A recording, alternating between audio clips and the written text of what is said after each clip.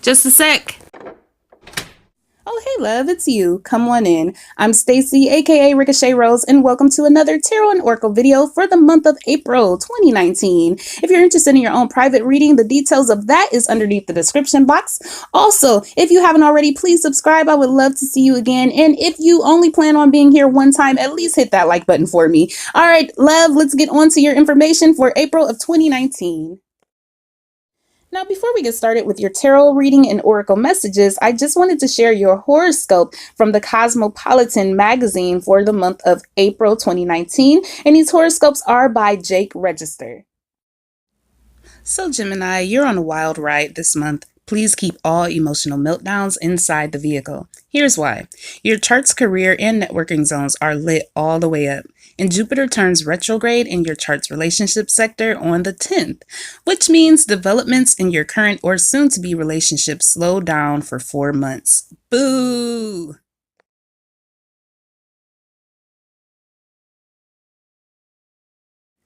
So following that horoscope, your reading is very interesting because it kind of coincides with what your horoscope was kind of alluding to. So these cards represent the beginning, middle, and end of your April, Gemini. So the beginning of April, I pulled the Devil in reverse.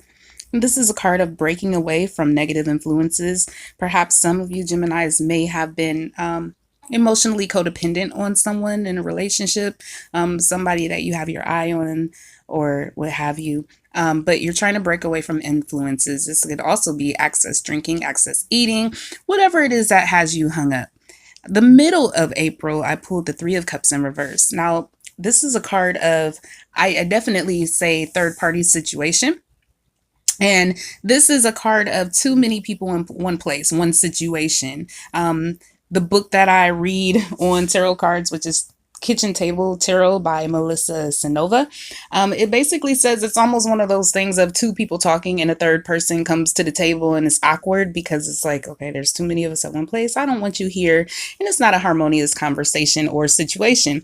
So you may be dealing with that energy in the middle of the month. Okay. Some of you may find out you're in a third party situation if you don't know. And, you know, around this time, you'll pick up that energy somehow, some way. Now, the end of April, I pulled the Knight of Cups. This is a card of romantic feelings, but not doing or saying anything about it. You know, some of you Geminis may have a passion or not a passion, emotions, love towards someone, and you just want to keep it to yourself. And it could be because of this third party situation that has happened, or this could be a new person altogether for some of you.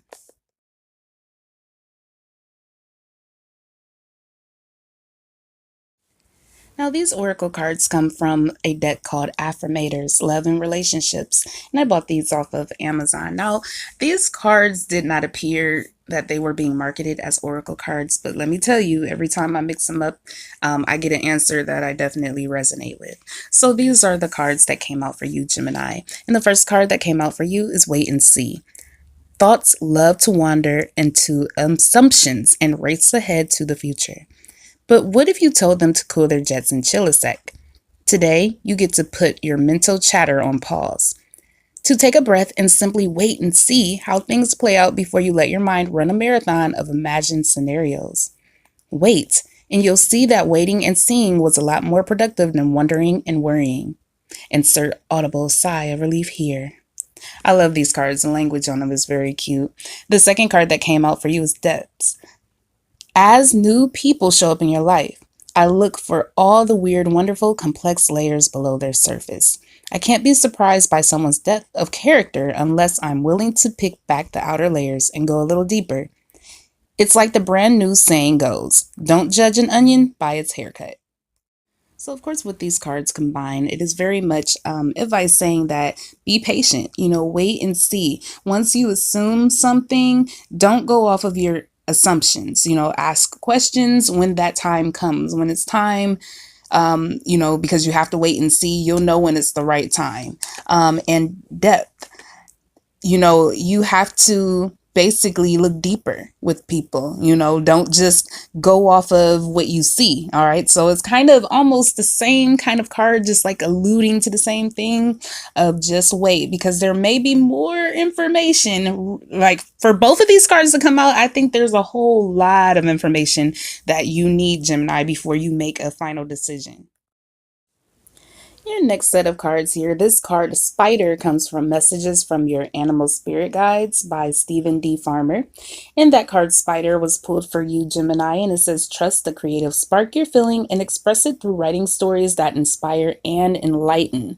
Now, in the book, it says the pulse of creativity is especially strong right now, triggering a not unfamiliar and compelling desire to express yourself through creative writing. Whether or not the tales you weave are true, whether they're based on actual experiences or imaginings of your fertile mind, each day, sit yourself down and pour out the words that come to you. Don't ponder each sentence or paragraph. Just write whatever wants to be written through you. Now, I must say, Aries got this card as well. As a matter of fact, they got the other card next to it as well. And I did mix up my cards. So you could be dealing with an Aries, some of you Geminis. But of course, this is an area in your life at this time that you may be under some stress, and this is the time to be creative. Perhaps you should start keeping a journal.